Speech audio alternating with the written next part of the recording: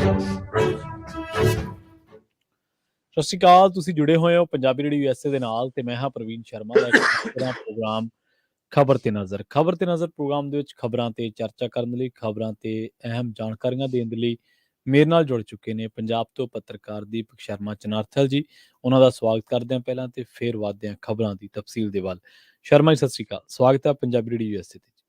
ਸਤਿ ਸ਼੍ਰੀ ਅਕਾਲ ਪ੍ਰਵੀਨ ਜੀ, ਸਾਰੇ ਦਰਸ਼ਕਾਂ ਨੂੰ, ਸਰੋਤਿਆਂ ਨੂੰ ਮੇਰੀ ਪਿਆਰ ਭਰੀ ਸਤਿ ਸ਼੍ਰੀ ਅਕਾਲ ਜੀ।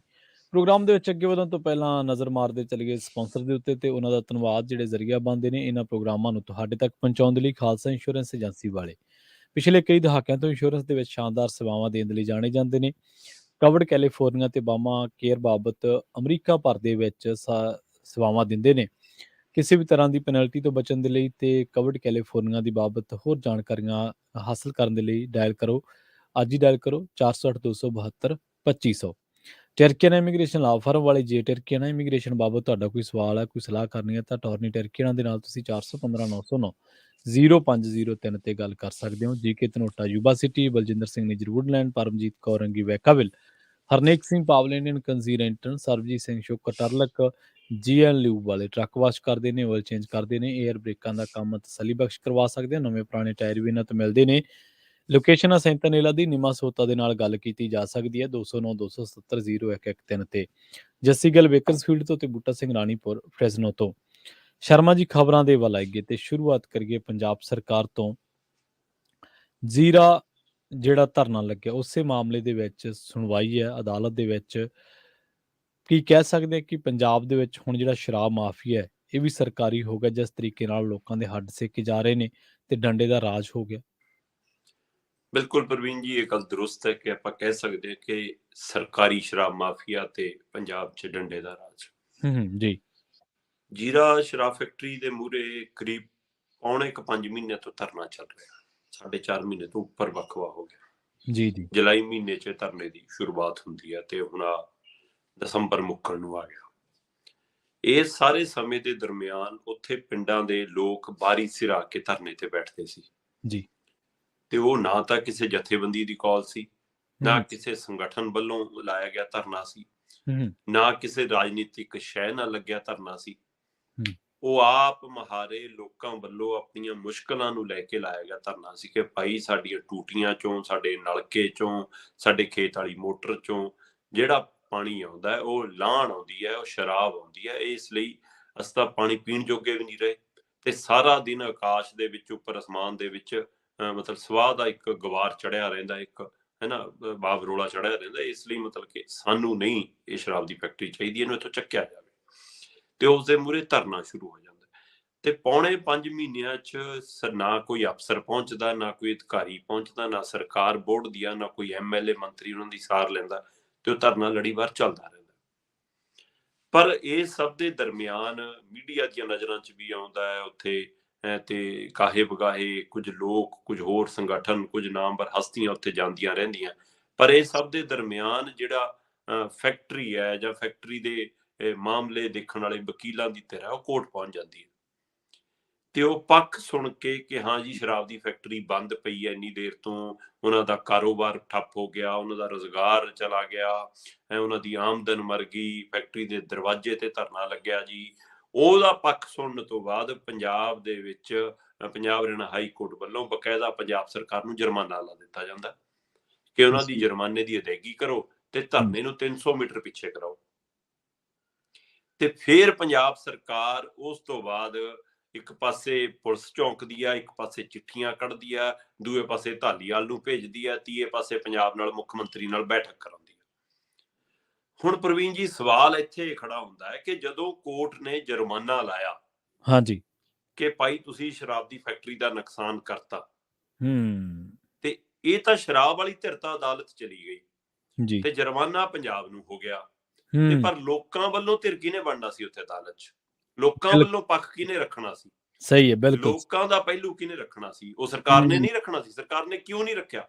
ਕਹਿੰਦੇ ਜੀ ਅਸੀਂ ਘਈ ਸਾਹਿਬ ਲਿਆਂਦੇ ਜੀ, ਬਹੁਤ ਕਾਬਲ ਹੈ ਨਾ ਐਡਵੋਕੇਟ ਜਨਰਲ ਨੇ, ਉਹਨਾਂ ਨਾਲ ਅਸੀਂ ਵਕੀਲਾਂ ਦੀ ਫੌਜ ਰੱਖ ਲਈ ਜੀ, ਦਿੱਲੀ ਤੱਕ ਦੇ ਵਕੀਲ ਨੇ ਜੀ, ਹਰਿਆਣੇ ਤੋਂ ਵੀ ਲੈ ਲਏ ਜੀ, ਹੁਣ ਤਾਂ ਸ਼ਿਮਲੇ ਵਾਲੇ ਵੀ ਹੈਗੇ ਜੀ ਸਾਡੇ ਕੋਲ ਵਕੀਲਾਂ ਦੀ ਅਸੀਂ ਫੌਜ, ਪੰਜਾਬ ਤੋਂ ਬਾਹਰੋਂ ਵੀ ਭਰਤੀ ਕਰ ਲਈ। ਫਿਰ ਵਕੀਲਾਂ ਦੀ ਫੌਜ ਕਾਹਦੇ ਲਈ ਹੈ? ਜੋ ਪੰਜਾਬ ਦੇ ਲੋਕਾਂ ਦਾ ਪੱਖ ਨਹੀਂ ਰੱਖ ਸਕੀ।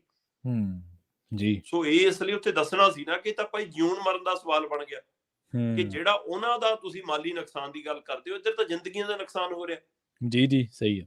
ਤੇ ਪਰ ਇਹ ਸਾਰੇ ਦਾ ਜਵਾਬ ਦੇਣ ਦੀ ਬਜਾਏ ਪੂਰੀ ਤਾਕਤ ਝੋਕ ਦਿੱਤੀ ਕਿ ਅਸੀਂ ਜੀ ਮਤਲਬ ਕਿ ਧਰਨਾ ਚੁਕਾ ਦਿਆਂਗੇ। ਪੰਜਾਬ ਦੇ ਲਗਭਗ ਹਰ ਜ਼ਿਲ੍ਹੇ ਤੋਂ SSP, ਹਰ ਜ਼ਿਲ੍ਹੇ ਤੋਂ ਮੈਜਿਸਟ੍ਰੇਟ, ਹਰ ਜ਼ਿਲ੍ਹੇ ਤੋਂ ਅਧਿਕਾਰੀ, ਹਰ ਜ਼ਿਲ੍ਹੇ ਤੋਂ ਬੱਸਾਂ, ਕਰੇਨਾਂ, ਟੈਂਪੂ, ਇੱਥੋਂ ਤੱਕ ਕਿ ਐਂਬੂਲੈਂਸਾਂ ਦੀ ਵੱਡੀ ਗਿਣਤੀ, ਉਹ ਸਾਰਾ ਕੁਝ ਮੰਗ ਲਿਆ। ਕਿਉਂ ਭਾਈ? ਧਰਨਾ ਹਟਾਉਣਾ ਸੀ ਕਿ ਲਾਸ਼ਾਂ ਢੋਣੀਆਂ ਸੀ, ਜਿਸ ਕਦਰ ਫੋਰਸ ਝੋਂਕੀ ਗਈ ਉੱਥੇ। ਸੋ ਉਸ ਦਾ ਉਹ ਅਸਰ ਵੀ ਦਿਖਿਆ ਜੀ। ਪ੍ਰਵੀਨ ਜੀ, ਅਦਾਲਤ ਨੇ ਤਾਂ ਹੁਕਮ ਇਹ ਕੀਤਾ ਹੈ ਕਿ 300 ਮੀਟਰ ਧਰਨਾ ਪਿਛਾਂਹ ਕਰਾ ਦਿਓ ਦਰਵਾਜ਼ੇ ਤੋਂ। ਤੇ ਜਿਹੜਾ ਧਰਨਾ ਚੁਕਾਇਆ ਪੁਲਿਸ ਨੇ, ਉਹ ਫੈਕਟਰੀ ਤੋਂ 2-2.5 ਕਿਲੋਮੀਟਰ ਪਰਾਂ ਸੀ ਜੀ। ਫਿਰ ਉਹ ਚੁਕਾਉਣ ਦੀ ਕੀ ਲੋੜ ਸੀ? ਵੀ ਉੱਥੇ ਡੰਡਾ ਕਿਉਂ ਭਰਾਇਆ? ਉੱਥੇ ਕਰੇਨ ਚਲਾ ਕੇ ਟੈਂਟ ਕਿਉਂ ਤੋੜਿਆ? ਉੱਥੇ ਲੋਕਾਂ ਨਾਲ ਧੱਕਾ ਮੁੱਕੀ ਕਿਉਂ ਕੀਤੀ? ਉਹਨਾਂ ਨੂੰ ਬੱਸਾਂ 'ਚ ਧੂਕੇ ਕਿਉਂ ਲੈ ਕੇ ਗਏ? ਫਿਰ ਇਹ ਸਵਾਲ ਹੈ। ਦੂਸਰੇ ਪਾਸੇ ਸਰਕਾਰੀ ਵਿਭਾਗ ਰਿਪੋਰਟਾਂ ਦੱਸਦੇ ਆ ਜੀ, ਆਹ ਪੋਲਿਊਸ਼ਨ ਕੰਟਰੋਲ ਬੋਰਡ ਦੀ ਰਿਪੋਰਟ ਹੈ ਜੀ, ਝੂਠ ਬੋਲਦੇ ਆ ਜੀ, ਪਾਣੀ ਤਾਂ ਇਨਸਾਫ ਹੈ ਜੀ। ਪਹਿਲੀ ਗੱਲ ਤਾਂ ਪ੍ਰਵੀਨ ਜੀ, 5 ਮਹੀਨਿਆਂ ਤੋਂ ਫੈਕਟਰੀ ਬੰਦ ਜੀ ਜੀ। ਤੇ ਹੋ ਸਕਦਾ ਉਹਦੇ ਨਾਲ ਹੁਣ ਉਹ ਗੰਦਾ ਪਾਣੀ ਜਿਹੜਾ ਉਹ ਥੱਲੇ ਪਾਉਂਦੇ ਸੀ, ਵਿੱਚ ਪਾਉਂਦੇ ਸੀ, ਉਹ ਸਾਰਾ ਕੁਝ ਨਾਰਮ ਪੂਰੀ ਨਹੀਂ ਕਰਦੀ ਸੀ, ਉਹਦਾ ਅਸਰ ਘਟਿਆ ਹੋਵੇ। ਪਰ ਮੈਂ ਕਹਿੰਦਾ ਪਾਣੀ ਸਾਫ਼ ਹੈ।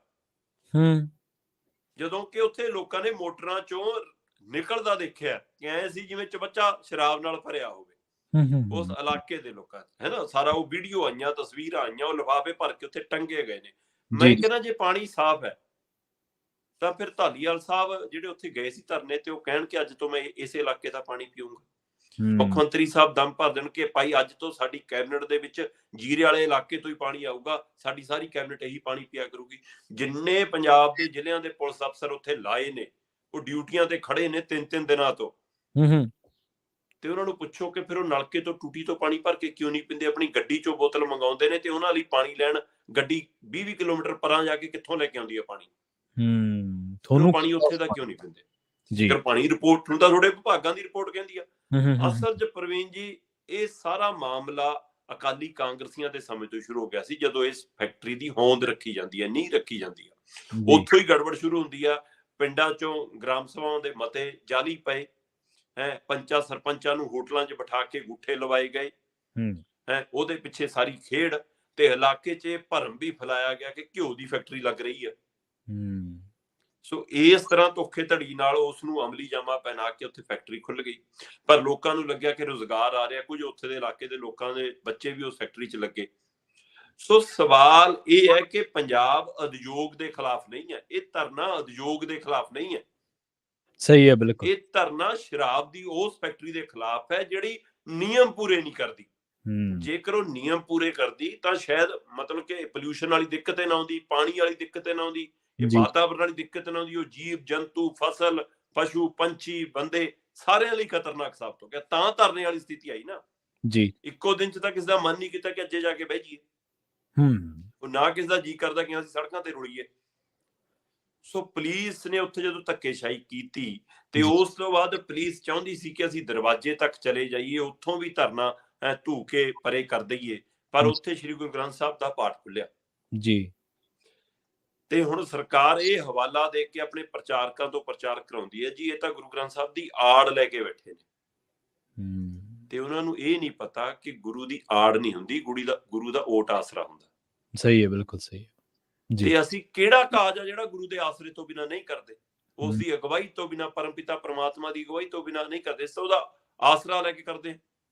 ਇਸ ਲਈ ਜੇ ਉੱਥੇ ਪ੍ਰਕਾਸ਼ ਖੁੱਲਿਆ ਤਾਂ ਫਿਰ ਇਹ 'ਚ ਗਲਤ ਕੀ ਹੋ ਗਿਆ? ਹਾਂ, SDM ਸਾਹਿਬ ਦੀ ਚਿੱਠੀ ਹੈ ਇੱਕ ਜੀ ਕਿ ਜੀ ਮੈਂ ਗੁਰਦੁਆਰਾ ਕਮੇਟੀ ਨੂੰ, ਜਿੱਥੋਂ ਗੁਰੂ ਗ੍ਰੰਥ ਸਾਹਿਬ ਲਿਆਂਦਾ ਗਿਆ, ਪੰਚਾਇਤ ਨੂੰ ਇਹਨਾਂ ਨੂੰ, ਧਰਨਾਕਾਰੀਆਂ ਨੂੰ ਬੇਨਤੀ ਕਰਦੇ ਆ ਕਿ ਭਾਈ ਖੁੱਲੇ 'ਚ ਇੱਥੇ ਬੇਅਦਬੀ ਹੋ ਸਕਦੀ ਆ, ਤੁਸੀਂ ਜ਼ਿੰਮੇਵਾਰ ਹੋਵੋਗੇ, ਇਹਨੂੰ ਗੁਰੂ ਗ੍ਰੰਥ ਸਾਹਿਬ ਨੂੰ ਗੁਰੂ ਘਰ 'ਚ ਪਹੁੰਚਾਓ, ਦਰਬਾਰ ਸਾਹਿਬ 'ਚ ਜਾ ਕੇ ਸੁਸ਼ੋਭਿਤ ਕਰੋ। ਸਰਕਾਰਾਂ ਨਹੀਂ ਪ੍ਰਵੀਨ ਜੀ, ਜਿਹੜੇ ਗੁਰੂ ਘਰਾਂ ਦੇ ਅੰਦਰ ਬੇਅਦਬੀਆਂ ਦੇ ਕਾਂਡ ਹੋਏ, ਫਿਰ ਉਹਦੇ ਲਈ SDM ਤੇ DC ਜ਼ਿੰਮੇਵਾਰੀ ਲੈਣਗੇ, ਜ਼ਿੰਮੇਵਾਰੀ ਲਊਗੀ, ਪੰਜਾਬ ਸਰਕਾਰ ਜ਼ਿੰਮੇਵਾਰੀ ਲਊਗੀ ਕਿ ਹਾਂ ਭਾਈ ਉਹ ਸਾਡੀ ਨਲਾਇਕੀ ਸੀ, ਕਿਉਂਕਿ ਤੁਸੀਂ ਤਾਂ ਗੁਰੂ ਘਰ 'ਚ ਰੱਖੇ ਹੋਏ ਸੀਗੇ ਜੀ। ਤੇ ਹੁਣ ਗੁਰੂ ਸਾਹਿਬ ਦਾ ਪ੍ਰਕਾਸ਼ ਵੀ ਐਸਡੀਐਮ ਦੀ ਮਨਜ਼ੂਰੀ ਨਾਲ ਹੋਇਆ ਕਰੂਗਾ। ਮਤਲਬ ਉਹ ਤੋਂ ਮਨਜ਼ੂਰੀ ਲੈਣੀ ਹੈ ਸੀ ਕਿ ਪਾਠ ਖੋਲੀਏ ਕਿ ਨਾ ਖੋਲੀਏ, ਜੀ ਜੀ। ਡੀਸੀ ਦੱਸੂਗਾ ਸਾਨੂੰ ਹੁਣ। ਸੋ ਇੱਥੇ ਤੱਕ ਮਤਲਬ ਕਿ ਸਰਕਾਰ ਇਸ ਨੂੰ ਧਾਰਮਿਕ ਰੰਗਤ ਵੀ ਦੇਣਾ ਚਾਹੁੰਦੀ ਆ, ਪਰ ਆਪ ਆਪਣੇ ਹੱਥ ਰੰਗਣੋਂ ਵੀ ਬਚਣਾ ਚਾਹੁੰਦੀ ਆ। ਤੇ ਪੁਲਿਸ ਉੱਤੇ ਝੋਕ ਵੀ ਦਿੱਤੀ ਕਿ ਡੰਡਾ ਭਰਾਓ ਵੀ, ਤਾਂ ਕਿ ਕੋਰਟ 'ਚ ਵੀਡੀਓ ਵੀ ਦਿਖਾ ਲਈਏ, ਕੋਰਟ 'ਚ ਫੋਟੋਆਂ ਵੀ ਦਿਖਾ ਲਈਏ। ਅੱਜ ਸੁਣਵਾਈ ਆ ਕੋਰਟ ਦੇ ਵਿੱਚ, ਤੇ ਅੱਜ ਪੰਜਾਬ ਪੁੱਛਣਾ ਚਾਹੁੰਦਾ ਕਿ ਤੁਸੀਂ ਭਾਈ ਲੋਕਾਂ ਨਾਲ ਖੜੋਗੇ ਉੱਥੇ ਜਾਂ ਫਿਰ ਸ਼ਰਾਬ ਮਾਫੀਆ ਨਾਲ ਖੜੋਗੇ, ਕਿਉਂਕਿ ਸ਼ਰਾਬ ਮਾਫੀਆ ਤੁਹਾਡਾ ਹੀ ਹੈ। ਇਹ ਉਹੀ ਸ਼ਰਾਬ ਮਾਫੀਆ ਪ੍ਰਵੀਨ ਜੀ, ਜਿਹੜੇ ਸ਼ਰਾਬ ਮਾਫੀਆ ਇਹਨਾਂ ਦੀ ਐਕਸਾਈਜ਼ ਪਾਲਿਸੀ ਦਿੱਲੀ ਵਾਲੀ ਤਿਆਰ ਕਰਦਾ ਹੈ, ਜਿਹੜਾ ਉਹਦਾ ਹਿੱਸਾ ਹੈ, ਇਹ ਉਹ ਧਿਰ ਹੈ ਜੀ, ਉਹਨਾਂ ਧਿਰਾਂ ਨਾਲ ਸੰਬੰਧਿਤ ਹੈ ਸਾਰਾ ਕੁਝ। ਤੇ ਜੇਕਰ ਇਹ ਹੁਣ ਇਹ ਕਹਿੰਦੀ ਹੈ ਸਰਕਾਰ ਕਿ ਸਰ ਕੋਰਟ ਦਾ ਹੁਕਮ ਮੰਨਿਆ ਜੀ, ਕੋਰਟ ਨੇ ਕਿਹਾ ਸੀਗਾ ਜੀ ਕਿ ਮਤਲਬ ਕਿ ਧਰਨਾ ਪਰੇ ਕਰਾਓ, ਤੇ ਭਾਈ ਫਿਰ ਤਾਂ ਮੈਂ ਇਹਨਾਂ ਤੋਂ ਬਹੁਤ ਉਮੀਦ ਕਰਦਾ ਪ੍ਰਵੀਨ ਜੀ ਕਿ ਫਿਰ ਭਾਈ ਹਰਿਆਣੇ ਵਾਲੇ ਉਹ ਖੁਸ਼ ਹੋ ਜਾਓ, ਤੁਹਾਡੇ ਲਈ SYL ਨਹਿਰ ਵੀ ਬਣਾ ਕੇ ਦੇਣਗੇ ਜੀ, ਕਿਉਂਕਿ ਕੋਰਟ ਨੇ ਤਾਂ ਉਹ ਵੀ ਹੁਕਮ ਦਿੱਤਾ ਹੋਇਆ। ਹਾਂ ਬਿਲਕੁਲ। ਫਿਰ ਇਹਨਾਂ ਤੋਂ ਉਮੀਦ ਕਰੋ ਕਿ ਅਰਵਿੰਦ ਕੇਜਰੀਵਾਲ, ਰਾਘਵ ਚੱਡਾ ਫਿਰ ਇਹ ਕੰਮ ਵੀ ਕਰਵਾ ਲੈਣਗੇ ਪੰਜਾਬ ਦੇ ਮੁੱਖ ਮੰਤਰੀ ਤੋਂ, ਕਿਉਂਕਿ ਪੰਜਾਬ 'ਚ ਆਮ ਚਰਚਾ ਕਿ ਹੁਕਮ ਦਿੱਲੀ ਤੋਂ ਆਉਂਦਾ, ਹੁਕਮ ਕੇਜਰੀਵਾਲ, ਰਾਘਵ ਚੱਡਾ ਦਾ ਆਉਂਦਾ, ਤੇ ਲੋਕ ਇਹ ਸਵਾਲ ਕਰ ਰਹੇ ਨੇ ਅੱਜ ਕਿ ਭਾਈ ਮਾਸਟਰ ਦੇ ਮੁੰਡੇ ਤੋਂ ਤਾਂ ਡੰਡਾ ਫਰਾਈ ਜਾਂਦੇ ਨੇ, ਤੇ ਰਾਘਵ ਚੱਡਾ ਨੂੰ ਪੰਜਾਬ ਦਾ ਸੱਚਾ ਪੁੱਤ ਬਣਾਈ ਜਾਂਦੇ ਨੇ। ਉਹ ਤੋਂ ਰਾਜ ਸਭਾ ਦੇ ਵਿੱਚ ਕਰਤਾਰਪੁਰ ਸਾਹਿਬ ਦੇ ਲਾਂਘੇ ਤੇ ਪਰਚੀਆਂ ਬੰਦ ਕਰ ਦੋ ਜੀ, ਉਹ ਤੋਂ ਭਾਈ ਬੇਅਦਬੀ ਦੇ ਮਾਮਲੇ ਤੇ ਕਾਨੂੰਨ ਬਣਾ ਦੋ ਜੀ, ਉਹ ਤੋਂ ਪੰਜਾਬ ਦੇ ਮੁੱਦੇ ਚੁਕਾਏ ਜਾ ਰਹੇ ਨੇ, ਪੰਜਾਬ ਦੇ ਵਿੱਚੋਂ ਜੀ ਅੰਤਰਰਾਸ਼ਟਰੀ ਉਡਾਨਾਂ ਵਧਾ ਦੋ ਜੀ। ਇਹ ਰਾਘਵ ਚੱਡਾ ਮਤਲਬ ਉਸ ਨੂੰ ਹੀਰੋ ਬਣਾ ਕੇ ਪੇਸ਼ ਕੀਤਾ ਜਾ ਰਿਹਾ, ਤੇ ਭਗਵੰਤ ਮਾਨ ਨੂੰ ਇੱਥੇ ਜਾਣਬੁੱਝ ਕੇ ਵਿਲਨ ਬਣਾਇਆ। ਕੀ ਇਹ ਦਿੱਲੀ ਦਾ ਹੁਕਮ ਹੈ, ਕੀ ਕੇਜਰੀਵਾਲ ਦਾ ਹੁਕਮ ਹੈ, ਸ਼ਰਾਬ ਮਾਫੀਆ ਦਾ ਹੁਕਮ ਹੈ? ਤੇ ਪੰਜਾਬ ਦੀ ਸਰਕਾਰ ਨੂੰ ਜੇ ਸ਼ਰਾਬ ਨਾਲ ਮੋਹ ਹੈ, ਫਿਰ ਉਹਨੇ ਲੋਕਾਂ ਦੀ ਜ਼ਿੰਦਗੀਆਂ ਤੋਂ ਕੀ ਲੈਣਾ? ਫਿਰ ਇਹ ਡੰਡਾ ਵੀ ਭਰੇਗਾ, ਇਹ ਧਰਨਾ ਵੀ ਚੱਲੇਗਾ, ਪਰ ਉੱਥੇ ਜਿਸ ਕਦਰ ਇਸ ਸਰਕਾਰ ਦੀ ਨਲਾਇਕੀ ਤੋਂ ਬਾਅਦ ਆਪ ਮੁਹਾਰੇ ਕਿਸਾਨ ਸੰਗਠਨ, ਹੋਰ ਵੱਖ-ਵੱਖ ਸੰਗਠਨ, ਹੋਰ ਲੋਕ ਉੱਥੇ ਅੱਪੜ ਰਹੇ ਨੇ। ਹੁਣ ਹੱਥਾਂ ਪੈਰਾਂ ਦੀ ਪੈ ਗਈ ਹੈ ਸਰਕਾਰ ਨੂੰ। ਸੋ ਅੱਜ ਦੇਖਦੇ ਆ ਕਿ ਸਰਕਾਰ ਅਦਾਲਤ ਦੇ ਅੰਦਰ ਕਿਹਦੇ ਨਾਲ ਖੜਦੀ ਹੈ, ਲੋਕਾਂ ਨਾਲ ਜਾਂ ਫਿਰ ਉਸੇ ਸਰਕਾਰੀ ਸ਼ਰਾਬ ਮਾਫੀਆ ਨਾਲ। ਕਮਾਲ ਦੀ ਗੱਲ ਹੈ, ਹਰੇ ਪੈਨ 'ਚ ਸ਼ਾਹੀ ਵੀ ਨਹੀਂ ਪਈ ਹਲੇ ਤੱਕ, ਤੇ ਹਰੇ ਪੈਨ ਦੀ ਸ਼ਾਹੀ ਵੀ ਦਿੱਲੀ ਵਾਲਿਆਂ ਨੂੰ ਪੁੱਛ ਕੇ ਪੈਂਦੀ ਹੈ, ਤੇ ਜਿਹਦੇ ਪੈਨ ਦੀ ਸ਼ਾਹੀ ਅਗਲੇ ਪਾਉਂਦੇ ਤੇ ਫਿਰ ਪੈਨ ਵੀ ਉਹਨਾਂ ਦੀ ਮਰਜ਼ੀ ਹੁੰਦੀ ਹੈ, ਉਹਨਾਂ ਦੀ ਮਰਜ਼ੀ ਤੋਂ ਬਿਨਾਂ ਪੈਨ ਵੀ ਨਹੀਂ ਚੱਲਦਾ। ਅਗਲੀ ਖਬਰ ਦੇ ਵੱਲ ਵਧੀਏ ਸ਼ਰਮਾ ਜੀ, ਤੇ ਇੰਤਜ਼ਾਰ ਰਹੂਗਾ ਖੈਰ ਕਿ ਸਰਕਾਰ ਕਿਹੜੇ ਪਾਸੇ ਖੜਦੀ ਹੈ। ਪਰ ਸ਼ਰਮਾ ਜੀ ਇਹ ਕਹਿ ਰਹੇ ਹੈ ਕਿ ਸਾਨੂੰ 20 ਕਰੋੜ ਰੁਪਇਆ ਜੁਰਮਾਨਾ ਕਰਵਾਤਾ, 5 ਕਰੋੜ ਰੁਪਇਆ ਜੁਰਮਾਨਾ ਕਰਵਾਤਾ, ਤੁਸੀਂ ਲੋਕਾਂ ਨੂੰ ਕਹਿ ਰਹੇ ਹੈ। ਇਹਨਾਂ ਦੀ ਆਪਦੀ ਟੀਮ ਐਡਵੋਕੇਟ ਜਨਰਲ ਦੀ ਜਿਹੜੀ ਤੁਸੀਂ ਉਹ ਦੱਸ ਕੇ ਹਟੇ ਆ ਵੀ ਉਹ ਕਿੱਥੇ ਸੀਗੀ ਫਿਰ ਉਹਦੇ? ਜਿਵੇਂ ਲੋਕਾਂ ਨਾਲ ਖੜਨਾ ਤੁਸੀਂ ਕਿਹਾ, ਉਹ ਬਹੁਤ ਵਜ਼ਨਦਾਰ ਗੱਲ ਆ, ਵਧੀਆ ਗੱਲ ਹੈ, ਪਰ ਉਹਨਾਂ ਨੇ ਤਾਂ ਉੱਥੇ ਚਰਚਾ ਇਸੇ ਗੱਲ ਦੀ ਤਾਂ ਕਰਨੀ ਸੀ ਨਾ ਕਿ ਇਹਨਾਂ ਨੂੰ ਭਾਈ ਲਾਇਸੈਂਸ ਲੋਕਾਂ ਦੀ ਮਿੱਟੀ ਪਾਣੀ ਪਲੀਤ ਕਰਨ ਦਾ ਨਹੀਂਗਾ, ਲਾਇਸੈਂਸ ਸ਼ਰਾਬ ਬਣਾਉਣ ਦਾ ਜੀ। ਅਗਲੀ ਖਬਰ ਦੇ ਵੱਲ ਵਧੀਏ ਸ਼ਰਮਾ ਜੀ ਆਪਾਂ, ਤੇ ਗੱਲ ਕਰੀਏ ਸਰਕਾਰ ਦੀ। ਕੋਈ ਰੇਤਾ ਜੇ ਤੁਸੀਂ ਲੈਣਾ ਪੰਜਾਬ ਦੇ ਵਿੱਚ ਖਰੀਦਣਾ ਤਾਂ ਤੁਹਾਨੂੰ ਜਾਣਾ ਪਊਗਾ ਸਰਕਾਰੀ ਡਿਪੂ ਤੇ, ਰਾਹਤ ਪਰ ਕੋਈ ਨਹੀਂ। ਪ੍ਰਵੀਨ ਜੀ ਆਪਾਂ ਸਾਰੇ ਪਿੰਡਾਂ ਵਾਲੇ ਆ, ਤੇ ਆਪਾਂ ਨੂੰ ਪਤਾ ਕਿ ਰਾਸ਼ਨ ਕਾਰਡ ਤੇ ਚੀਨੀ ਵੀ ਮਿਲਦੀ ਸੀ, ਤੇ ਮਿੱਟੀ ਦਾ ਤੇਲ ਵੀ ਲਿਆਉਂਦੇ ਸੀ, ਹੋਰ ਵੀ ਕਿੰਨੀਆਂ ਚੀਜ਼ਾਂ ਅੱਗੇ ਰਾਸ਼ਨ ਦੇ ਡਿਪੂ ਤੋਂ, ਸਰਕਾਰੀ ਡਿਪੂ ਤੋਂ ਮਿਲਦੀਆਂ ਸੀ, ਤਾਂ ਕਿ ਲੋਕ ਮਤਲਬ ਕਿ ਦੁਕਾਨ ਤੋਂ ਮਹਿੰਗਾ ਖਰੀਦਣ ਦੀ ਬਜਾਏ ਸਰਕਾਰੀ ਰੇਟ ਤੇ, ਸਸਤੇ ਰੇਟ ਤੇ ਸਾਨੂੰ ਚੀਨੀ ਜਾਂ ਦਾਲਾਂ ਜਾਂ ਕੁਝ ਚੌਲ, ਕਣਕ ਜਾਂ ਫਿਰ ਮਿੱਟੀ ਦਾ ਤੇਲ ਜਿਹੜਾ ਅੱਗੇ ਚੁੱਲ੍ਹੇ ਲਈ ਵੀ ਜਾਂ ਸਟੋਪ ਬਲਦਾ ਹੁੰਦਾ ਸੀ ਉਹਦੇ ਲਈ ਲੋੜ ਪੈਂਦੀ ਸੀ। ਸੋ ਮਤਲਬ ਸਰਕਾਰੀ ਡਿਪੂ ਦਾ ਮਤਲਬ ਆਪਾਂ ਇਹ ਮੰਨਦੇ ਆ ਕਿ ਸਸਤਾ ਡਿਪੂ ਹੈ ਨਾ, ਸਸਤੇ ਭਾਅ ਤੇ ਚੀਜ਼ਾਂ। ਤੇ ਹੁਣ ਪੰਜਾਬ ਸਰਕਾਰ ਨੇ ਰੇਤ ਬਜਰੀ ਦਾ ਸਰਕਾਰੀ ਡਿਪੂ ਖੋਲਿਆ। ਬਿਲਕੁਲ ਆਮ ਆਦਮੀ ਪਾਰਟੀ ਨੇ ਸਰਕਾਰ ਬਣਨ ਤੋਂ ਪਹਿਲਾਂ ਇਹ ਦਮ ਭਰਿਆ ਸੀ ਕਿ ਸਾਡੇ ਰਾਜ 'ਚ ਰੇਤ ਬਜਰੀ ਸਸਤਾ ਵੀ ਮਿਲੂਗਾ, ਗੈਰ ਕਾਨੂੰਨੀ ਮਾਈਨਿੰਗ ਵੀ ਬੰਦ ਹੋ ਜੂਗੀ, ਤੇ ਸਰਕਾਰ ਨੂੰ ਪੈਸਾ ਵੀ ਖੂਬ ਆਊਗਾ, ਆਮਦਨ ਵੀ ਖੂਬ ਆਊਗੀ ਜੀ। ਹੁਣ ਉਹਦੇ ਲਈ ਇਹ ਨਵੇਕਲੀ ਪਹਿਲ ਕਦਮੀ ਸਾਹਮਣੇ ਆਈ ਹੈ। ਸੋ ਇਹ ਪਹਿਲਾ ਕਦਮ ਸ਼ਲਾਘਾਯੋਗ ਕਦਮ ਨਜ਼ਰ ਆਉਂਦਾ ਹੈ ਕਿ ਹਾਂ ਇਹ ਕਾਬਲੇ ਤਾਰੀਫ ਹੈ ਕਿ ਲੋਕਾਂ ਨੂੰ ਭਾਈ ਹੁਣ ਸਰਕਾਰੀ ਰੇਟ ਦੇ ਉੱਤੇ ਰੇਤ ਬਜਰੀ ਉਪਲਬਧ ਹੋਊਗੀ, ਤੇ ਇਹਦੇ ਲਈ ਲੋਕਾਂ ਦੀ ਰਾਹਤ ਹੋਊਗੀ ਜੀ। ਪਰ ਜਦੋਂ ਇਹਦੇ ਥੋੜੀ ਜੀ ਮਤਲਬ ਤੁਸੀਂ ਨਾ ਕਈ ਵਾਰ ਰੇਤ ਜਦੋਂ ਐ ਢੇਰ ਲੱਗਿਆ ਹੋਵੇ ਤਾਂ ਉੱਪਰੋਂ ਦੇਖਣ ਨੂੰ ਐ ਲੱਗਦਾ ਕਿ ਬਹੁਤ ਸੁੱਕਾ ਹੈ, ਪਰ ਥੋੜਾ ਜਿਹਾ ਭਰੋ ਤਾਂ ਥੱਲਿਓਂ ਜਦੋਂ ਪਰੇ ਕਰੋ ਤਾਂ ਫਰੋਲੋ ਤਾਂ ਉਹਦੇ ਵਿੱਚੋਂ ਥੱਲਿਓਂ ਗਿੱਲਾ ਨਿਕਲਿਆ ਹੁੰਦਾ। ਉਸੇ ਤਰ੍ਹਾਂ ਜੇਕਰ ਤੁਸੀਂ ਇਸ ਮਸਲੇ ਨੂੰ ਫਰੋਲਦੇ ਹੋ ਫਿਰ ਸੱਚ ਸਾਹਮਣੇ ਆਉਂਦਾ। ਪੰਜਾਬ ਸਰਕਾਰ ਨੇ ਚੰਡੀਗੜ੍ਹ ਦੇ ਨਾਲ ਲੱਗਦੇ ਮੋਹਾਲੀ ਖੇਤਰ 'ਚ, ਜਿਹੜਾ ਨਿਊ ਚੰਡੀਗੜ੍ਹ ਦੇ ਨਾਂ ਨਾਲ ਜਾਣਿਆ ਜਾਂਦਾ ਹੈ, ਉਹਦੇ ਵਿੱਚ ਮੁੱਲਾਂਪੁਰ ਤੋਂ ਅੱਗੇ ਉਸ ਰੋਡ ਤੇ ਕਰਾਲੀ ਮੁੱਲਾਂਪੁਰ ਵਾਲੀ ਰੋਡ ਦੇ ਉੱਤੇ ਇਕੋ ਸਿਟੀ 2 ਕੱਟੀ ਹੋਈ ਹੈ ਗਵੰਡਾ ਨੇ। ਉੱਥੇ ਇਹ ਰੇਤ ਬਜਰੀ ਦੇ ਢੇਰ ਲਾਏ ਨੇ, ਤੇ ਉੱਥੋਂ ਕੋਈ ਆ ਕੇ ਲੈ ਜਾਓ। ਉਹ ਕਹਿੰਦੇ ਜੀ ਕਿ ਹਲੇ ਸਰਕਾਰ ਨੂੰ ਦਿੱਕਤ ਇਹ ਆ ਰਹੀ ਹੈ ਕਿ ਕੋਰਟ ਨੇ ਅਜੇ ਰੋਕ ਲਾਈ ਹੋਈ ਹੈ, ਇਸ ਲਈ ਅਸੀਂ ਨਵੀਂ ਮਾਈਨਿੰਗ ਨਹੀਂ ਕਰ ਸਕਦੇ ਜੀ ਜੀ। ਤੇ ਜਿੰਨਾ ਸਾਡੇ ਕੋਲ ਸਟਾਕ ਹੈ ਅਸੀਂ ਉਹਦੇ ਵਿੱਚੋਂ ਹੀ ਵੇਚਣਾ। ਇਸ ਲਈ ਰੇਤ ਦਾ ਰੇਟ ਅਜੇ 28 ਰੁਪਏ ਦੇ ਹਿਸਾਬ ਨਾਲ ਤੈਅ ਹੈ। ਜੀ ਜੀ। ਤੇ ਜੇਕਰ ਕਹਿੰਦੇ ਕਿ ਸਰਕਾਰ ਨੇ ਕੋਰਟ ਨੇ ਮਾਈਨਿੰਗ ਖੋਲਤੀ, ਫਿਰ ਸਰਕਾਰ ਸਾਈਟਾਂ ਅਲਾਟ ਕਰ ਦੂਗੀ, ਫਿਰ ਸਰਕਾਰੀ ਮਾਈਨਿੰਗ ਸ਼ੁਰੂ ਹੋ ਜੂਗੀ, ਫਿਰ ਰੇਟ 15 ਰੁਪਏ 16 ਰੁਪਏ ਆ ਜਾਊਗਾ। ਸੋ ਅੱਜ ਦੀ ਤਰੀਕ ਦੇ ਵਿੱਚ 28 ਰੁਪਏ ਲੈ ਕੇ ਤਾਂ ਲੋਕਾਂ ਨੂੰ ਭਾਸਰ ਨਹੀਂ ਪੈਂਦਾ। ਉਹਦਾ ਕਾਰਨ ਪ੍ਰਵੀਨ ਜੀ 28 ਰੁਪਏ ਲੈਣਾ, 5% ਦੀ ਉਹਦੇ ਪਰ GST ਆ, ਠੀਕ ਹੈ, ਢੋਆ ਢਵਾਈ ਤੇ ਲੇਬਰ ਤੁਸੀਂ ਆਪ ਦੇਣੀ ਆ। 34 ਤੋਂ 36 ਜਾਂ ਫਿਰ ਬਹੁਤ ਹੀ ਕਿਤੇ ਜ਼ਿਆਦਾ ਹੈ ਤਾਂ 38 ਰੁਪਏ। ਸੋ 34 ਤੋਂ 38 ਰੁਪਏ ਦੇ ਹਿਸਾਬ ਨਾਲ ਲੋਕਾਂ ਨੂੰ ਘਰੇ ਪਹੁੰਚ ਰੇਤ ਦੀ ਮਿਲ ਰਹੀ ਹੈ ਪਹਿਲਾਂ ਹੀ। ਜੀ ਜੀ। ਤੇ ਫਿਰ ਉਹ ਇੱਥੇ ਸਰਕਾਰੀ ਡਿਪੂ ਤੇ ਧੱਕੇ ਵੀ ਖਾਣ ਆਊਗਾ, ਲਾਈਨ 'ਚ ਵੀ ਲੱਗੂਗਾ, ਅਫਸਰਾਂ ਦੀ ਮਿੰਤਾ ਵੀ ਕਰੂਗਾ, ਫੋਨ ਵੀ ਕਰੂਗਾ, ਤੇ ਫਿਰ ਉਹ ਤੋਂ ਬਾਅਦ ਉਹ ਲੈ ਕੇ ਜਾਊਗਾ। ਇਸ ਲਈ ਉਹਨੂੰ ਮਹਿੰਗਾ ਜਦੋਂ 15-16 ਤੇ ਆ ਜਾਊਗਾ ਫਿਰ ਦੇਖਦੇ ਆ ਕਿਆ ਫਿਰ ਕੀ ਆ। ਪਰ ਦੂਸਰਾ ਸਵਾਲ ਖੜਾ ਕਿ ਕੀ ਇਹਦੇ ਨਾਲ ਗੈਰ ਕਾਨੂੰਨੀ ਮਾਈਨਿੰਗ ਬੰਦ ਹੋਗੀ ਤੇ ਕੀ ਇੱਕ ਡਿਪੂ ਅਜੇ ਹੋਰ ਡਿਪੂ ਖੁੱਲਣੇ ਆ? ਕਹਿੰਦੇ ਆ ਕਿ ਸਾਰੇ ਪੰਜਾਬ 'ਚ ਖੋਲਾਂਗੇ, ਅਜੇ ਇੱਕੋ ਡਿਪੂ ਸੰਕੇਤਕ ਖੋਲਿਆ, ਪਰ ਇਹਨੂੰ ਚਲਾਉਣਾ ਕਿਹਨਾਂ ਨੇ ਆ ਪ੍ਰਵੀਨ ਜੀ? ਚਲਾਉਣਾ ਅਫਸਰਾਂ ਨੇ, ਚਲਾਉਣਾ ਅਧਿਕਾਰੀਆਂ ਨੇ। ਉਹ ਅਧਿਕਾਰੀ ਜਿਨ੍ਹਾਂ ਨੇ ਪੰਜਾਬ 'ਚ ਬਿਜਲੀ ਬੋਰਡ ਵੀ ਪ੍ਰਾਈਵੇਟਕਰਨ ਕੀਤਾ, ਉਧਰ ਨੂੰ ਚਲਾ ਗਿਆ। ਇਸੇ ਤਰ੍ਹਾਂ ਪੰਜਾਬ ਦੇ ਵਿੱਚ ਕਹਿੰਦੇ ਜੀ ਆ ਪਨਸਪ ਲਿਆਂਦੀ, ਆ ਪਨਗ੍ਰੇਨ ਲਿਆਂਦੀ ਹੈ ਜੀ, ਆ ਅਸੀਂ ਕੱਢ ਲਿਆ ਸਿਸਟਮ। ਕੀ ਉਹਨਾਂ ਦੀਆਂ ਉਹ ਚੀਜ਼ਾਂ ਕਦੇ ਨਜ਼ਰ ਆਉਂਦੀਆਂ ਕਿਸੇ ਨੂੰ? ਜਾਂਚ ਤੇ ਹੈਗੀਆਂ ਕਿ ਜਿਹੜੀਆਂ ਇਹੋ ਜਿਹੀਆਂ ਕਾਰਪੋਰੇਸ਼ਨ ਬਣੀਆਂ ਸੀ ਉਹਨਾਂ ਨੇ ਕਿੰਨਾ ਸਰਕਾਰ ਨੂੰ ਫਾਇਦਾ ਦਿੱਤਾ ਜਾਂ ਕਿੰਨੀਆਂ ਉਹਨਾਂ ਦੀ ਲੋਕਾਂ ਦੀ ਚੀਜ਼ਾਂ। ਸੋ ਇਸ ਲਈ ਭਰੋਸਗੀ ਕਿਵੇਂ ਬਣੇਗੀ ਜੀ? ਤੀਸਰੇ ਪਾਸੇ ਮਾਹਰ ਕਹਿੰਦੇ ਨੇ ਕਿ ਇਹਨਾਂ ਨੂੰ ਰੇਤ ਮੁਫਤ ਕਰ ਦੇਣਾ ਚਾਹੀਦਾ, ਕਿ ਜਦ ਤੋਂ ਇਹ ਮੁੱਲ ਕੀਤਾ ਵੇਚਣਾ ਤਦ ਤੋਂ ਹੀ ਖੇਡ ਹੋਇਆ ਸਾਰਾ, ਜਦ ਤੋਂ ਇਹ 'ਚ ਪ੍ਰਾਈਵੇਟ ਪਲੇਅਰ ਬੜੇ। ਕਹਿੰਦੇ ਜੇ ਰੇਤ ਮੁਫਤ ਹੋਊਗਾ ਤਾਂ ਉਹਦਾ ਜਦੋਂ ਨਕਸ਼ਾ ਬੰਦਾ ਜਿੱਥੇ ਵੀ ਰੇਤ ਵਰਤੂਗਾ ਉਹਦੇ ਲਈ ਨਕਸ਼ਾ ਦਾ ਪਾਸ ਕਰਾਊਗਾ ਨਾ। ਜਿਹੜੇ ਵੀ 10 ਲੱਖ ਤੋਂ ਉੱਪਰ ਵਾਲੀ ਲਾਗਤ ਵਾਲਾ ਕੋਈ ਵੀ ਚੀਜ਼ ਬਣਦੀ ਆ ਉਹਦੇ ਪਰ ਸਰਕਾਰ ਸੈਸ ਲਾ ਦੇਵੇ, ਠੀਕ ਹੈ, ਕਿ ਭਾਈ ਉਹ ਸਿੱਧਾ ਖਜ਼ਾਨੇ 'ਚ ਪੈਸਾ ਜਮਾ ਹੋਊਗਾ। ਜਦੋਂ ਨਕਸ਼ਾ ਪਾਸ ਕਰਾਉਣਾ ਤਾਂ ਅੱਜ ਕੱਲ੍ਹ ਸਾਰਿਆਂ ਨੂੰ ਪਤਾ ਕਿ ਜੇ 2 ਕਮਰੇ ਵਾਲਾ ਵੀ ਘਰ ਬਣਾਉਣਾ ਤਾਂ ਬਾਈ ਇੰਨਾ ਖਰਚਾ ਤਾਂ ਆਉਂਦਾ ਹੀ ਆਉਂਦਾ, ਤੇ ਫਿਰ ਉਹਦੇ ਪਰ ਇੰਨੇ % ਸੈਸ ਹੈ। ਤੇ ਜਿਹੜਾ 10 ਲੱਖ ਦਾ ਮਕਾਨ ਬਣਾ ਸਕਦਾ ਫਿਰ ਉਹ ਭਾਅ ਵੀ ਦੇ ਸਕਦਾ। ਸੋ ਬਾਕੀ ਲੋਕਾਂ ਲਈ ਰੇਤਾ ਮੁਫਤ ਕਰ ਦੇਣਾ ਚਾਹੀਦਾ। ਅਗਲਾ ਆਪ ਲਿਆਵੇ, ਢੋਆ ਢਵਾਈ ਕਰੇ। ਜਦੋਂ ਇਹ ਕਾਲੀ ਬਾਜ਼ਾਰੀ ਬੰਦ ਹੋ ਗਈ ਤਾਂ ਸਾਰਾ ਕੁਝ ਹੈ। ਜਿਹਨੇ ਪ੍ਰਾਈਵੇਟ ਘਰਾਣੇ ਨੇ, ਬਿਲਡਰ ਨੇ ਜਿਹੜੇ, ਉਹਨਾਂ ਦੇ ਜਦੋਂ ਫਲੈਟ ਬਣਦੇ ਨੇ ਤਾਂ ਸਾਰਿਆਂ ਨੂੰ ਪਤਾ ਕਿ ਹਾਂ ਉੱਥੇ ਕਿੰਨਾ ਰੇਤਾ ਲੱਗਣਾ, ਤੇ ਉਸ ਹਿਸਾਬ ਨਾਲ ਉਹਦੇ ਜਦੋਂ ਨਕਸ਼ੇ ਪਾਸ ਹੋਣੇ ਤਾਂ ਉਹਨੂੰ ਸੈਸ ਦੇਣਾ ਪੈਣਾ। ਸਰਕਾਰੀ ਬਿਲਡਿੰਗਾਂ ਬਣਦੀਆਂ, ਸਰਕਾਰੀ ਇਮਾਰਤਾਂ ਬਣਦੀਆਂ, ਪਤਾ ਕਿ 1 ਕਰੋੜ ਦਾ ਪ੍ਰੋਜੈਕਟ ਹੈ, ਪਰ ਸਰਕਾਰੀ ਮੁਲਾਜ਼ਮਾਂ ਨੇ ਖਾਣ ਲਈ ਉਹਨੂੰ 1.5 ਕਰੋੜ ਦਾ ਦੱਸਣਾ। ਕੋਈ ਨਾ, ਫਿਰ ਜੇ ਵਧਾ ਕੇ ਵੀ ਦੱਸਣਗੇ ਤਾਂ ਸੈਸ ਵੀ ਤਾਂ ਵੱਧੇ ਆਊਗਾ ਖਜ਼ਾਨੇ 'ਚ। ਸੋ ਇਸ ਲਈ ਕੁਝ ਮਾਹਰ ਇਸ ਪੱਖੋਂ ਵੀ ਸੋਚਦੇ ਨੇ ਕਿ ਰੇਤ ਆਮ ਲੋਕਾਂ ਲਈ ਮੁਫਤ ਹੋ ਜਾਣਾ ਚਾਹੀਦਾ, ਤੇ ਜਿਹੜਾ ਆ ਰੇਟ ਤੈਅ ਕਰ ਦੇਣਾ ਚਾਹੀਦਾ ਬਣਾਉਣ 'ਚ, ਉਹ 'ਚ ਸਰਕਾਰ ਨੂੰ ਫਾਇਦਾ ਵੀ ਹੋਊਗਾ। ਤੇ ਆ ਤੁਹਾਡੇ ਅਧਿਕਾਰੀ ਵੀ ਨੇ ਇੱਧਰ ਝੋਕਣੇ ਪੈਣੇ, ਫਿਰ ਉਹਦੇ ਵਿੱਚ ਰਿਸ਼ਵਤ ਦਾ ਖੇਡ ਨਹੀਂ ਚੱਲਣਾ। ਸੋ ਇਸ ਲਈ ਤੋਂ ਬਚਣ ਦਾ ਵੀ ਕਰਾਏਗਾ। ਪਰ ਸਰਕਾਰ ਕਹਿੰਦੀ ਹੈ ਕਿ ਨਹੀਂ, ਅਸੀਂ ਸਰਕਾਰੀ ਡਿਪੂ ਖੋਲਿਆ।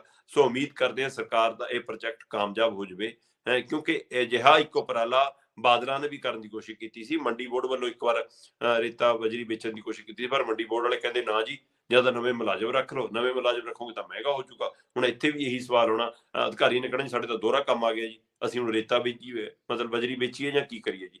ਸੋ ਇਸ ਲਈ ਇਹ ਕਈ ਤਰ੍ਹਾਂ ਦੇ ਮਤਲਬ ਸ਼ੰਕੇ ਸ਼ੋਭੇ ਅਜੇ ਖੜੇ ਨੇ। ਅਜੇ ਮੈਨੂੰ ਲੱਗਦਾ ਕਿ ਪ੍ਰੋਜੈਕਟ ਤਜਰਬੇ ਵਜੋਂ ਹੀ ਆ। ਸੋ ਇਸ ਨੂੰ ਕਿਵੇਂ ਅੱਗੇ ਵਧਦਾ ਦੇਖਦੇ ਆ ਜੀ। ਬਿਲਕੁਲ ਬਿਲਕੁਲ, ਇਹ ਵੇਖਣਯੋਗ ਹੋਊਗਾ ਵੀ ਰੇਤਾ ਸਸਤਾ ਮਿਲਦਾ ਕਿ ਨਹੀਂ ਮਿਲਦਾ।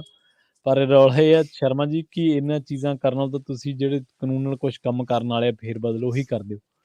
ਇਹਨਾਂ ਕੁਝ ਵੀ ਤਾਂ ਕਰ ਹੀ ਰਹੇ ਹੋ, ਫਿਰ ਵੀ ਰੇਤਾ ਸਸਤੀ ਮਿਲ ਜਾਵੇ। ਪਰ ਇਹ ਇੱਕ ਇਹਦਾ ਬਹੁਤ ਵੱਡਾ ਨੁਕਸਾਨ ਇਹ ਹੈ ਕਿ ਜੇ ਤੁਹਾਡਾ ਮੈਨੂਫੈਕਚਰਿੰਗ ਖੜ ਗਿਆ ਨਾ, ਜੇ ਤੁਹਾਡੀ ਕੰਸਟਰਕਸ਼ਨ ਖੜ ਗਈ, ਤੁਹਾਡੇ ਬਾਜ਼ਾਰ ਤੇ ਅਸਰ ਬਹੁਤ ਪੈੜਾ ਪੈਂਦਾ, ਬਹੁਤ ਵੱਡਾ ਪੈਂਦਾ।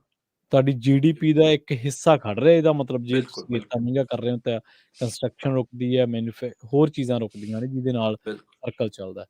ਸੋ ਆਪਾਂ ਅਗਲੀ ਖਬਰ ਦੇ ਵੱਲ ਵਧੀਏ ਸ਼ਰਮਾ ਜੀ, ਤੇ ਗੱਲ ਕਰੀਏ ਛਾਪਿਆਂ ਦੀ ਸਮਝ ਤਾਂ ਆ ਰਹੀ ਹੈ। ਕਨਵਰ ਗਰੇਵਾਲ ਤੇ ਰਣਜੀਤ ਬਾਵਾ ਦੇ ਘਰ ਤੇ ਛਾਪੇਮਾਰੀ ਪਈ ਹੈ ਇਨਕਮ ਟੈਕਸ ਤੇ ਏਜੰਸੀਆਂ ਦੀ, ਹਨਾ। ਪਰ ਛੱਲੇ ਦੀ ਵਾਪਸੀ ਦੀ ਵੀ ਕਹਿੰਦੇ ਖੂਬ ਚਰਚਾ। ਪ੍ਰਵੀਨ ਜੀ ਬਿਲਕੁਲ, ਕੱਲ ਪੂਰਾ ਦਿਨ ਇੱਕ ਤਾਂ ਛਾਪਿਆਂ ਦੀ ਚਰਚਾ ਰਹੀ, ਚਾਹੇ ਉਹ ਸਿੰਗਰਾਂ ਦੇ ਹਵਾਲੇ ਨਾਲ ਰਹੀ, ਚਾਹੇ ਰਾਜਨੀਤਿਕ ਧਿਰਾਂ ਦੇ ਹਵਾਲੇ ਨਾਲ ਰਹੀ। ਭਰਤਿੰਦਰ ਚਾਹਲ ਦੇ ਟਿਕਾਣਿਆਂ ਦੇ ਉੱਤੇ, ਘਰ ਦੇ ਉੱਤੇ, ਉਹਦੇ ਪੈਲਸਾਂ ਦੇ ਉੱਤੇ, ਉਹਦੇ ਦਫ਼ਤਰਾਂ ਦੇ ਉੱਤੇ, ਉਹਦੇ ਕੰਪਲੈਕਸ ਬਣਾਏ ਹੋਏ ਨੇ ਉਹਨਾਂ ਦੇ ਉੱਤੇ ਸਾਰੀ ਥਾਈਂ ਵਿਜੀਲੈਂਸ ਦੇ ਛਾਪੇ ਪਏ। ਤੇ ਜੀ ਕਹਿੰਦੇ ਉਹ ਵੀ ਪਿਛਲੇ 5-4 ਦਿਨਾਂ ਤੋਂ ਲੱਭੇ ਨਹੀਂ ਰਿਹਾ ਕਿ ਭਰਤਿੰਦਰ ਚਾਹਲ ਹੈ ਕਿੱਥੇ ਆ। ਸੋ ਚਾਹਲ ਦੇ ਖਿਲਾਫ ਬਾਦਲਾਂ ਨੇ ਵੀ ਜਾਂਚ ਕਰਾਈ ਸੀ, ਬਾਅਦ ਚੋਂ 60 ਤੋਂ ਵੱਧ ਸਰਕਾਰੀ ਗਵਾਹ ਸੀ ਜਿਹੜੇ ਸਾਰੇ ਮੁੱਕਰ ਗਏ ਸੀ। ਜੀ ਜੀ ਜੀ। ਸੋ ਇਸ ਲਈ ਉਹ ਭਰਤਿੰਦਰ ਚਾਹਲ ਅੱਜ ਕੱਲ ਫਿਰ ਚਰਚਾ 'ਚ ਨੇ, ਕਿਉਂਕਿ ਕੈਪਟਨ ਅਮਰਿੰਦਰ ਦੀ ਫੋਟੋ ਕਾਪੀ ਉਹ ਮੰਨੇ ਜਾਂਦੇ ਨੇ ਕਿ ਹਾਂ ਕੈਪਟਨ ਅਮਰਿੰਦਰ ਸਾਰਾ ਕੁਝ ਇਹਨਾਂ ਦੇ ਰਾਈਓਂ ਚਲਾਉਂਦੇ ਕਰਦੇ ਰਹੇ ਨੇ। ਸੋ ਭਰਤਿੰਦਰ ਚਾਹਲ ਆਪ ਤਾਂ ਲਾਪਤਾ ਨੇ ਜੀ ਕਹਿੰਦੇ, ਪਰ ਉਹਨਾਂ ਦੀਆਂ ਫਾਈਲਾਂ, ਉਹਨਾਂ ਦੇ ਦਫ਼ਤਰ ਘਰ-ਬਾਰ ਛਾਣਦੀ ਹੋਈ ਕੱਲ ਵਿਜੀਲੈਂਸ ਖੂਬ ਚਰਚਾ 'ਚ ਆਈ ਤੇ ਭਰਤਿੰਦਰ ਚਾਹਲ ਵੀ ਸਭ ਦੀਆਂ ਨਜ਼ਰਾਂ 'ਚ ਦੁਬਾਰਾ ਆਏ ਤੇ ਉਹਨਾਂ ਦੇ ਕਾਰਜਕਾਲ ਵੀ ਲੋਕਾਂ ਨੂੰ ਚੇਤੇ ਆ। ਉਧਰ ਦੂਸਰੇ ਪਾਸੇ ਕਲਾਕਾਰ ਜਗਤ ਖਾਸਾ ਹੈਰਾਨੀ ਚੋਂ ਵੀ ਆ, ਔਰ ਮੁਸ਼ਕਲ ਚੋਂ ਵੀ ਲੰਘ ਰਿਹਾ। ਜਿਵੇਂ ਰਣਜੀਤ ਬਾਵਾ ਨੂੰ, ਫਿਰ ਕਨਵਰ ਗਰੇਵਾਲ ਹੋਰਾਂ ਨੂੰ, ਜਾਂ ਫਿਰ ਰਣਜੀਤ ਬਾਵਾ ਦੇ ਨਾਲ ਸੰਬੰਧਿਤ ਉਹਨਾਂ ਦੇ ਪਿੰਡ 'ਚ ਉਹਨਾਂ ਦੀ ਰਿਹਾਇਸ਼ ਤੇ ਉਹਨਾਂ ਦੀ ਪੁਰਾਣੇ ਘਰਾਂ ਦੇ ਉੱਤੇ ਜਿਹੜੇ ਬੰਦ ਪਏ ਨੇ, ਜਿੱਥੇ ਕੋਈ ਨਹੀਂ ਰਹਿੰਦਾ, ਉੱਤੇ ਵੀ, ਫਿਰ ਉਹਨਾਂ ਦੇ ਦਫ਼ਤਰ ਤੇ ਵੀ, ਉਹਨਾਂ ਦੇ ਪੀਏ ਦੇ ਘਰਾਂ 'ਚ ਵੀ, ਇੱਧਰ ਕਨਵਰ ਗਰੇਵਾਲ ਦੇ ਮੋਹਾਲੀ ਸਥਿਤ ਘਰਾਂ 'ਚ ਵੀ, ਪਿੰਡ ਵੀ, ਸਾਰੇ ਥਾਂ ਫੁਰਾ ਫਰੋਲਾ ਫਰਾਲੀ। ਮਤਲਬ ਕਦੇ ਖਬਰ ਆਉਂਦੀ ਹੈ NIA ਦਾ ਛਾਪਾ ਹੈ, ਕਦੇ ਕਹਿੰਦੇ ਨਹੀਂ ਸਿਰਫ IT ਦਾ ਛਾਪਾ ਹੈ। ਸੋ ਇਹ ਵੀ ਦੁਵਿਧਾ ਅਜੇ ਤੱਕ ਸ਼ੰਕੇ ਸ਼ੋਭੇ ਉਸੇ ਤਰ੍ਹਾਂ ਚੱਲੀ ਜਾਂਦੇ ਨੇ ਕਿ ਦੋ ਟੀਮਾਂ ਨੇ ਮਿਲ ਕੇ ਛਾਪੇ ਮਾਰੇ ਨੇ ਜਾਂ ਸਿਰਫ ਇਨਕਮ ਟੈਕਸ ਦੇ ਛਾਪੇ ਨੇ।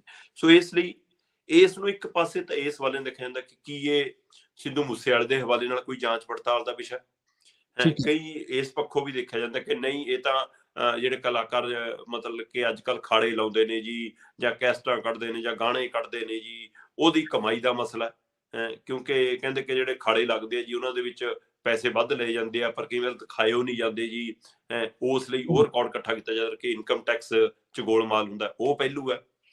ਤੀਸਰਾ, ਇਹ ਸਾਰਿਆਂ ਦੇ ਪਿੱਛੇ ਜਿਹੜਾ ਪਹਿਲੂ ਆਮ ਲੋਕਾਂ ਨੂੰ ਸਮਝ ਆਉਂਦਾ ਉਹ ਇਹ ਹੈ ਕਿ ਭਾਈ ਸਰਕਾਰ ਦਿੱਲੀ ਚੱਲੇ ਕਿਸਾਨ ਅੰਦੋਲਨ 'ਚ ਜਿਹੜੇ ਲੋਕਾਂ ਦੀ ਆਵਾਜ਼ ਬਣੇ, ਜਿਹੜੇ ਲੋਕਾਂ ਨਾਲ ਖੜੇ, ਲੋਕਾਂ ਨਾਲ ਡਟੇ ਰਹੇ, ਉਹਨਾਂ ਨੂੰ ਕੱਲਿਆਂ ਨੂੰ ਟਾਰਗੇਟ ਕਰ ਰਹੀ ਹੈ ਤਾਂ ਕਿ ਧਿਰਾਂ ਇਕੱਠੀਆਂ ਨਾ ਹੋ ਜਾਣ। ਸੋ ਇਸ ਨਜ਼ਰੀਏ ਤੋਂ ਬਿਨਾਂ ਛਾਪਿਆਂ ਨੂੰ ਸਮਝਿਆ ਤੇ ਮੰਨਿਆ ਜਾ ਰਿਹਾ ਕਿ ਉਹਦਾ ਵੀ ਨਤੀਜਾ ਹੈ ਕਿ ਇੱਕ ਦੋ ਕਰਕੇ ਟਾਰਗੇਟ ਕਰੀ ਜਾਓ ਤਾਂ ਕਿ ਸਾਰੀਆਂ ਧਿਰਾਂ ਇਕਜੁੱਟ ਨਾ ਹੋ ਸਕਣ। ਇਸ ਲਈ ਕਹਿੰਦੇ ਵਾਰੀ ਸਭ ਦੀ ਆਉਣੀ ਹੈ। ਇਹ ਚਰਚਾ ਵੀ ਖੂਬ ਹੈ ਪੰਜਾਬ 'ਚ ਜੀ। ਹਾਂ, ਪਰ ਇਹਨਾਂ ਛਾਪਿਆਂ ਦੇ ਨਾਲ ਛੱਲੇ ਦੀ ਚਰਚਾ ਕੱਲ ਖੂਬ ਹੋਈ।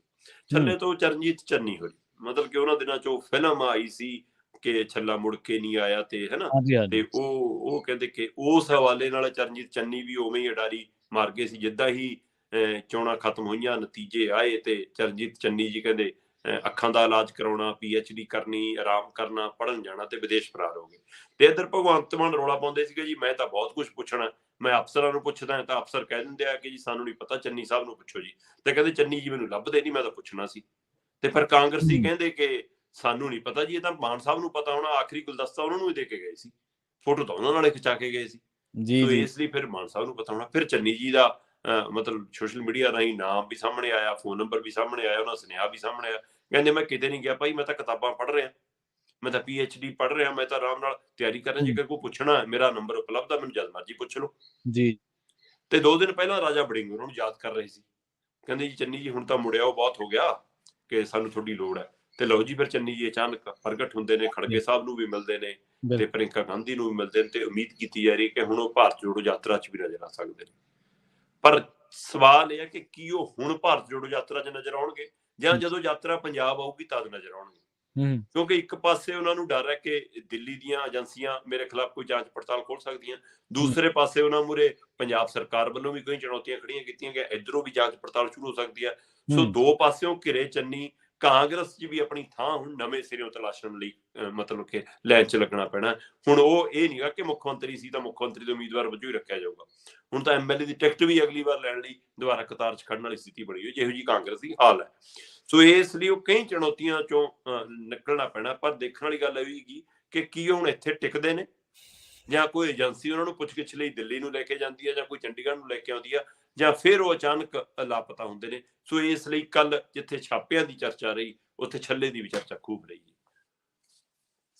ਜੀ। ਛੱਲੇ ਦੀ ਵੀ ਚਰਚਾ ਤਾਂ ਹੋਣੀ ਸੀ ਸ਼ਰਮਾ ਜੀ। ਵੋਟਾਂ ਤੋਂ ਬਾਅਦ ਮੇਰੇ ਖਿਆਲ ਥੋੜੇ ਟਾਈਮ ਬਾਅਦ ਹੀ ਬਾਹਰ ਨਿਕਲ ਗਏ ਸੀਗੇ, ਕਰਨੀ ਪੈਣੀ ਸੀ। ਅਗਲੀ ਖਬਰ ਦੇ ਵੱਲ ਵਧੀਏ ਸ਼ਰਮਾ ਜੀ, ਤੇ ਗੱਲ ਕਰੀਏ ਬਦਲੀ ਵਿੱਤ ਵਿਭਾਗ 'ਚ ਤੇ ਰਿਸ਼ਵਤ ਦੁਕਾਨਦਾਰ ਦੇ ਕਾਊਂਟਰ ਤੇ। ਇਹ ਕੀ ਮਸਲਾ ਜੀ? ਪ੍ਰਵੀਨ ਜੀ, ਪਿਛਲੇ ਦਿਨਾਂ 'ਚ ਵਿੱਤ ਵਿਭਾਗ 'ਚ ਰਿਸ਼ਵਤਖੋਰੀ ਦੇ ਮਾਮਲੇ ਕੁਝ ਸਾਹਮਣੇ ਆਏ ਸੀ, ਕੁਝ ਲੈਣ ਦੇਣ ਦੇ ਮਾਮਲੇ ਸਾਹਮਣੇ ਆ ਰਹੇ ਸੀ ਕਿ ਕੁਝ ਅਧਿਕਾਰੀ ਮਤਲਬ ਤੈਨਾਤੀ ਨੂੰ ਲੈ ਕੇ ਮੁਲਾਜ਼ਮਾਂ ਦੀ ਜਾਂ ਕਿਸੇ ਦੀ ਬਦਲੀ ਕਰਾਉਣੀ ਆ ਜਾਂ ਬਦਲੀ ਰਕਾਉਣੀ ਆ, ਇਹਨਾਂ ਮਾਮਲਿਆਂ ਲਈ ਵੀ ਲੈਣ ਦੇਣ ਹੁੰਦੇ ਸੀ, ਤੇ ਕੁਝ ਹੋਰ ਵਿੱਤ ਵਿਭਾਗ ਦੇ ਕੰਮਾਂ ਨੂੰ ਲੈ ਕੇ ਫਿਰ ਇੱਕ ਉਹ ਵੀ ਮਾਮਲਾ ਸਾਹਮਣੇ ਆਇਆ ਸੀ ਕਿ ਸ਼ੁੱਕਰਵਾਰ ਨੂੰ ਲੋਨ ਦੇਂਦੇ ਸੀ ਕੱਢ ਕੇ, ਤੇ ਮਤਲਬ ਸੋਮਵਾਰ ਨੂੰ ਵਾਪਸ ਆ ਜਾਂਦਾ ਸੀ, ਤੇ ਉਹ ਖੇਡ ਵੀ ਫੜਿਆ ਗਿਆ ਸੀ। ਸੋ ਵਿੱਤ ਵਿਭਾਗ ਨਾਲ ਜੁੜੇ ਕਈ ਮਾਮਲਿਆਂ ਦੇ ਉੱਤੇ, ਖਾਸ ਕਰਕੇ ਇਹ ਕਾਂਗਰਸੀਆਂ ਦੇ ਜਾਂ ਅਕਾਲੀਆਂ ਦੇ ਰਾਜ ਤੋਂ ਚੱਲੇ ਆ ਰਹੇ ਮਾਮਲਿਆਂ ਦੀ ਵੀ ਹਰਪਾਲ ਚੀਮਾ ਕਹਿੰਦੇ ਸੀ ਜਾਂਚ ਕਰਾ ਰਹੇ। ਉਸ ਜਾਂਚ ਦੇ ਵਿੱਚ ਹੁਣ ਇੱਕ ਨਵਾਂ ਪਹਿਲੂ ਸਾਹਮਣੇ ਆ ਰਿਹਾ ਪ੍ਰਵੀਨ ਜੀ। ਕੁਝ ਮਤਲਬ ਅਧਿਕਾਰੀ ਜਿਹੜੇ ਰਿਸ਼ਵਤ ਲੈਂਦੇ ਸੀ, ਸਾਲਾਂ ਬੱਧੀ ਇਹ ਕੰਮ ਕਰ ਰਹੇ ਸੀ, ਉਹ ਪਰ ਆਪਣੇ ਰਾਹੀਂ, ਆਪਣੇ ਕਿਸੇ ਰਿਸ਼ਤੇਦਾਰ ਰਾਹੀਂ ਕੈਸ਼, ਨਗਦ, ਖਾਤਾ ਕੁਝ ਨਹੀਂ ਕਰਦੇ ਸੀ। ਕਹਿੰਦੇ ਉਹਨਾਂ ਦੀ ਦੁਕਾਨਦਾਰਾਂ ਨਾਲ ਜਿਹੜੇ ਨਾਲ ਜਾਰੀ ਹੈ, ਪਤਾ ਨਹੀਂ ਉੱਥੋਂ ਰਾਸ਼ਨ ਲੈਂਦੇ ਨੇ, ਪਤਾ ਨਹੀਂ ਕੋਈ ਹੋਰ ਖਰੀਦੋ ਫਰੋਖਤ ਹੈ, ਕਾਹਦੀਆਂ ਦੁਕਾਨਾਂ ਨੇ, ਕਦੀਆਂ ਨਹੀਂ, ਅਜੇ ਪੜਤਾਲ ਸਾਹਮਣੇ ਆਉਣੀ ਹੈ। ਪਰ ਇੰਨਾ ਕੁ ਪਤਾ ਲੱਗਿਆ ਕਿ ਕੁਝ ਦੁਕਾਨਦਾਰਾਂ ਨਾਲ ਸਾਠਗੰਢ ਸੀ, ਤੇ ਉਹ ਉਹਨਾਂ ਦੇ ਗੂਗਲ ਪੇ ਦੇ ਉੱਤੇ ਰਿਸ਼ਵਤ ਆਉਂਦੀ ਸੀ। ਜਦੋਂ ਉਧਰੋਂ ਓਕੇ ਹੋ ਜਾਂਦਾ ਸੀ ਕਿ ਹਾਂ ਰਿਸ਼ਵਤ ਆ ਗਈ, ਫਿਰ ਕਹਿੰਦੇ ਕੰਮ ਹੋ ਜਾਂਦਾ ਸੀ।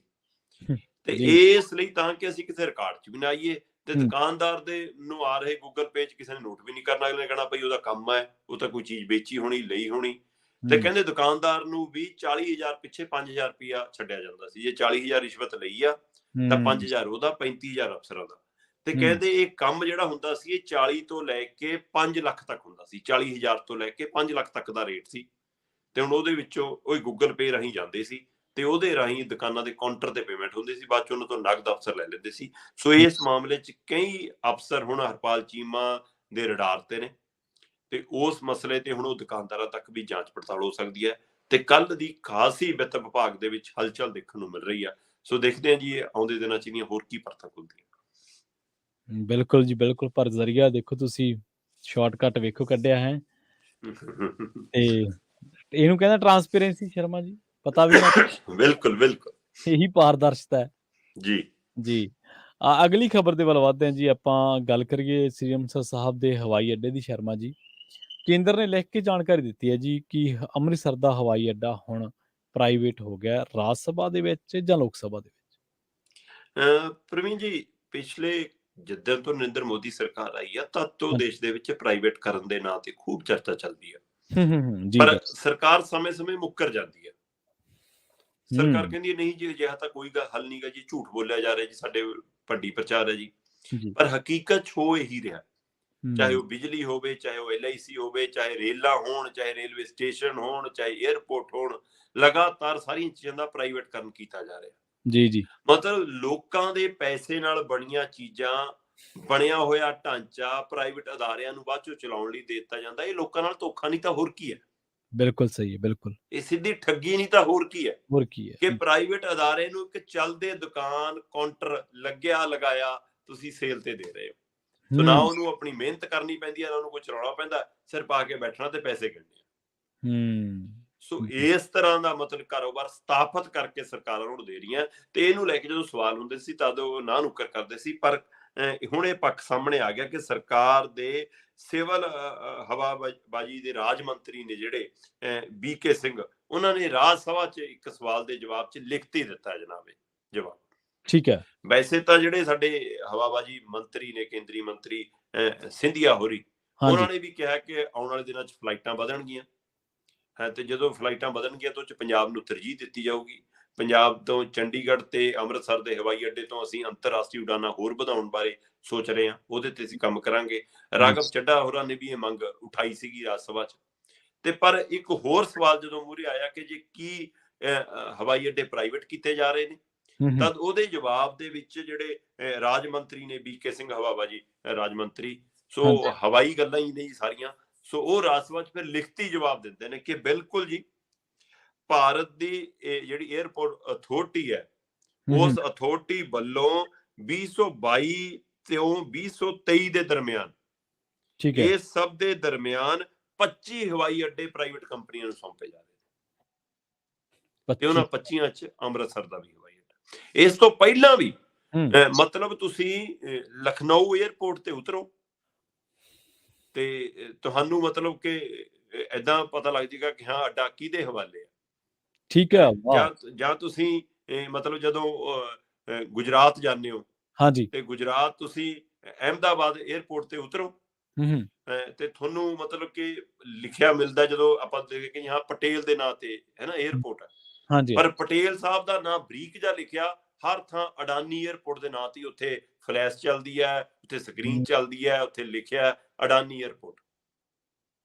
ਸੋ ਇਸ ਲਈ ਉਸੇ ਤਰ੍ਹਾਂ ਹੁਣ ਹਵਾਬਾਜੀ ਮੰਤਰੀ ਸਾਹਿਬ ਨੇ ਖੁਦ ਇਹ ਗੱਲ ਲਿਖਤੀ ਰੂਪ ਚ ਦਿੱਤੀ ਕਿ ਹਾਂ ਭਾਈ 2022 ਤੇ 2023 ਦੇ ਦਰਮਿਆਨ 22 ਤਾਂ ਨਿਬੜ ਗਿਆ, ਸੋ 23 ਆ ਗਿਆ, ਤੇ ਇਹਦੇ ਦਰਮਿਆਨ 25 ਹਵਾਈ ਅੱਡੇ ਨੇ ਜਿਹੜੇ ਅਸੀਂ ਕਹਿੰਦੇ ਕਿ ਪ੍ਰਾਈਵੇਟ ਕੰਪਨੀਆਂ ਨੂੰ ਸੌਂਪਣੇ ਨੇ। ਇਹਦੇ ਵਿੱਚ ਅੰਮ੍ਰਿਤਸਰ ਵੀ ਹੈਗਾ, ਇਹਦੇ ਵਿੱਚ ਭੁਵਨੇਸ਼ਵਰ ਵੀ ਹੈਗਾ, ਵਾਰਾਣਸੀ ਵੀ ਹੈਗਾ, ਰਾਏਪੁਰ ਵੀ ਹੈਗਾ, ਇੰਦੌਰ ਵੀ ਹੈਗਾ, ਨਾਗਪੁਰ ਵੀ ਹੈਗਾ, ਪਟਨਾ ਵੀ ਹੈਗਾ, ਸੂਰਤ ਵੀ ਹੈਗਾ, ਰਾਂਚੀ ਵੀ ਹੈ, ਜੋਧਪੁਰ ਵੀ ਹੈ, ਚੇਨਈ ਵੀ ਹੈ, ਵਿਜੇਵਾੜਾ ਵੀ ਹੈ, ਭੋਪਾਲ ਵੀ ਹੈ, ਤੇ ਉਦੈਪੁਰ ਵੀ ਹੈ, ਦੇਹਰਾਦੂਨ ਵੀ ਹੈ। ਤੇ ਅਜਿਹੇ 25 ਹਵਾਈ ਅੱਡੇ ਨੇ ਜਿਹੜੇ ਆਉਣ ਵਾਲੇ ਸਮੇਂ 'ਚ ਹੋਰ ਇਹ ਤੋਂ ਪਹਿਲਾਂ ਕਿਹੜੇ ਸੌਂਪ ਦਿੱਤੇ ਨੇ ਇਹ ਤੈਅ ਆ, ਉਹ ਤੋਂ ਬਿਨਾਂ ਹੁਣ ਇਹ ਨਵੇਂ 25 ਸ਼ਾਮਲ ਨੇ।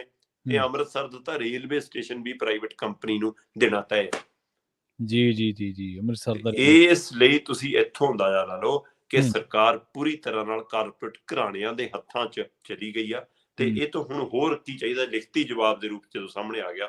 ਸੋ ਇੱਥੋਂ ਹਿਸਾਬ ਲਾਓ ਕਿ ਸਰਕਾਰ ਕਾਰਪੋਰੇਟ ਘਰਾਣਿਆਂ ਲਈ ਉਹ ਖੇਡ ਰਹੀ ਹੈ, ਤੇ ਤਾਂ ਸਾਫ਼ ਜਵਾਬ ਦਿੰਦੇ ਨੇ ਖੁਦ ਹੀ।